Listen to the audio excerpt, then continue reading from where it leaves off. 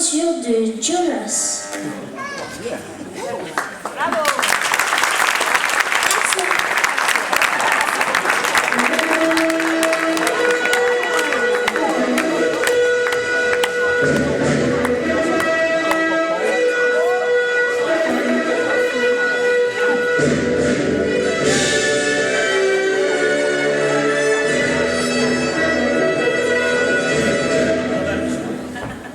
Jonas vivait dans un pays où tout était grand.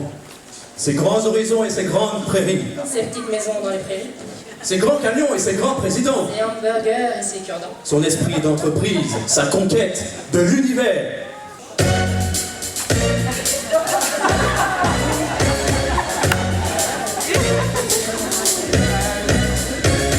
Jonas,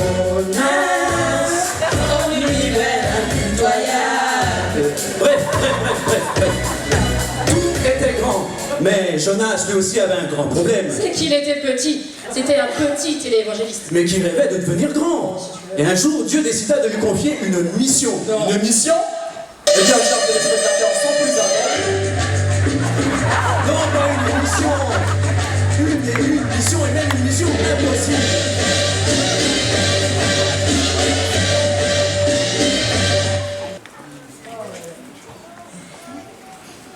Jonas, va pour Steve Chicago et dis-leur que ça commence à bien faire.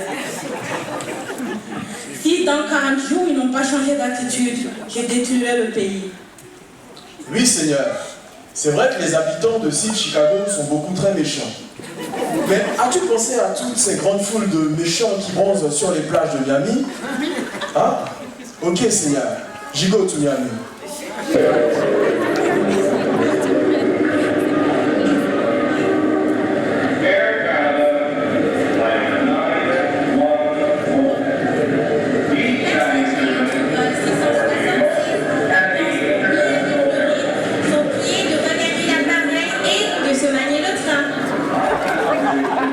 Jonas pensait avoir mis Dieu dans sa poche. Et comme il avait de la fuite dans les idées, il tourna le dos à Steve Chicago et décolla pour Miami. Mais il y avait plus têtu que lui. Dieu. Alors, Dieu envoya du gruyère sur l'avion. Pourquoi du gruyère? C'est ridicule. À cause des trous d'air. Bon, si tu veux. Et le Boeing rebondissait de trou d'air en trou d'air. Et ça faisait boing, boing, boing. Ok, on a compris. Tant et si bien que les passagers se demandaient ce qu'ils avaient pu faire au bon Dieu. Bah, pour avoir un pilote aussi crétin. Bref, le commandant de bord résuma la situation en quelques mots. Tout va bien, je maîtrise parfaitement la situation.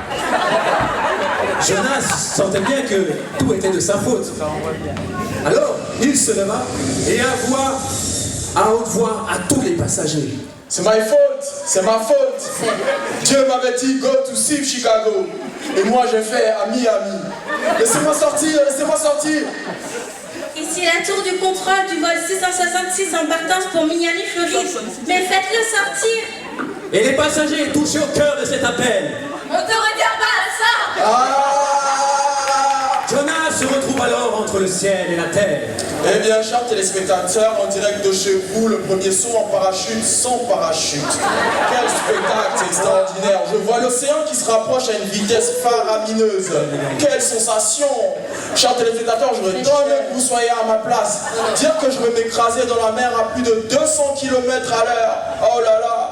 Ah, mais j'aperçois une tache bleu marine dans la mer. Quelle est donc cette tache? Oh oui, c'est une baleine. Elle semble me sourire. Elle ouvre la bouche. Allô, Jonas? Allô? Est-ce que vous m'entendez? On l'a perdu. La liaison est coupée. Eh bien voilà, me voici au cœur de la baleine. Enfin, plus précisément, dans son ventre.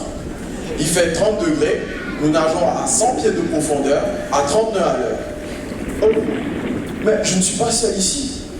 Il y a près de moi un petit garçon parmi les poissons. Qu'est-ce qu'il fait là? Comment t'appelles-tu? Pinocchio, Et comment es-tu arrivé là? j'ai fait écouter à mon père. Ah, toi aussi tu as désobéi. S'ennuyant, John décide de crier à perte aux baleines. Seigneur! Si tu me sors d'ici, je te revaudrai ça. J'irai voir les habitants de Steve Chicago. Chicago. Et vous savez quoi? La baleine a eu à son tour une crise de foi et rejeta Jonas sur la terre ferme.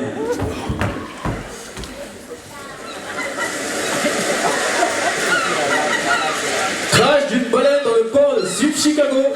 L'un des rescapés est américain et l'autre un Hollandais. À peine sorti des dents de la mer, Jonas partit à la pêche. Tu veux dire à la prêche? Oui, c'est ça, à la pêche.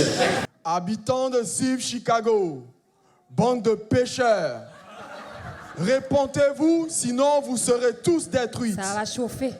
Dieu a quelque chose à vous reprocher. Excusez-nous, il y a de la friture sur la ligne. C'est la baleine, il a dû s'empoisonner. Cette année sera la pire année que Steve Chicago ait connue. Vous me demandez, est-ce urgent? Est-ce urgent? Mais bien sûr que c'est urgent. Ben oui. Dieu se languit tellement de vous voir changer de comportement. De toute façon, vous n'avez pas le choix. Vous serez tous détruites. À ces mots, les habitants de Steve Chicago décidèrent de changer de comportement. Et en leur nom tous, le maire de l'église s'adressa à Jonas.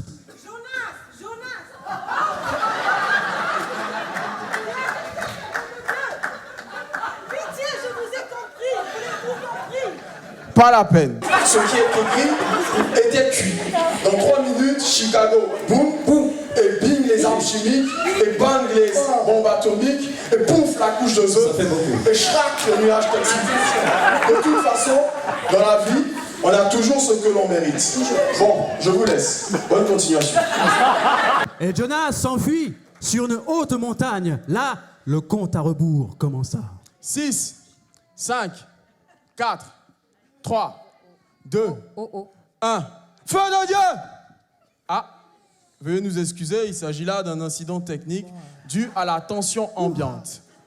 Bon, Seigneur, je crois qu'il va falloir que tu fasses quelque chose là. Tout le monde te regarde. Bon, on recommence. 5, 4, 3, 2, 1. Feu de Dieu! J'en étais sûr. Je savais que tu tiendrais pas parole. Tout ça pour rien. On l'a échappé belle, hein. Mais regarde Jonas, ils ont tout changé à Steve Chicago. Mais non, ils n'ont pas changé. Tu veux que je te dise? Je suis déçu. Mais alors là, vraiment déçu. Tu te laisses marcher sur les pieds. Mais de quoi j'ai l'air, moi, hein? Puisque c'est comme ça, je te rends ma carte de prophète. Et tant pis pour les réductions.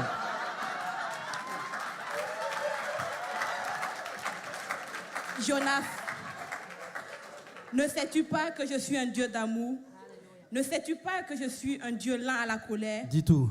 Et que si mon peuple, celui qui porte mon nom, s'humilie, prie et me cherche, et s'il renonce à ses mauvaises voies, je l'écouterai du haut du ciel, je lui pardonnerai son péché et je guérirai son pays. Merci, Seigneur.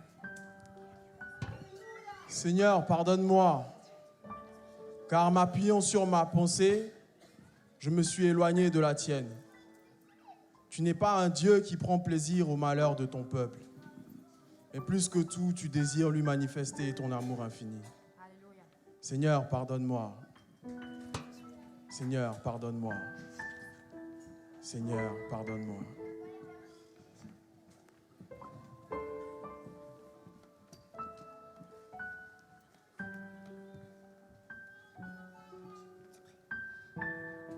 C'était les aventures de Jonas.